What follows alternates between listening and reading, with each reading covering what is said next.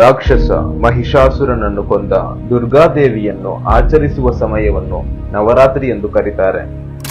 ಹಿಂದೆ ಮಹಿಷಾಸುರನು ತನಗೆ ಸಾವೇ ಬರಬಾರದೆಂದು ಬ್ರಹ್ಮದೇವರ ತಪಸ್ಸನ್ನು ಮಾಡ್ತಾನೆ. ಅವನ ತಪಸ್ಸಿಗೆ ಒಲಿದ ಬ್ರಹ್ಮದೇವರು ಅವನಿಗೆ ಒಂದು ಷರತ್ತಿನ ಮೇರೆಗೆ ವರವನ್ನು ಕೊಡ್ತಾರಂತೆ.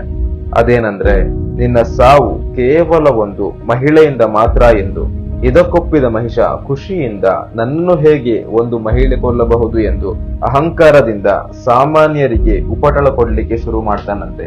ಇದರಿಂದ ಕಂಗಾಲಾದ ಬ್ರಹ್ಮ ವಿಷ್ಣು ಮಹೇಶ್ವರರು ಮಹಿಷಾಸುರನ ನಾಶಕ್ಕಾಗಿ ಅತ್ಯಂತ ಶಕ್ತಿಶಾಲಿಯಾದ ಮಹಿಳೆ ದುರ್ಗಾದೇವಿಯನ್ನು ರಚಿಸಲು ನಿರ್ಧರಿಸ್ತಾರಂತೆ.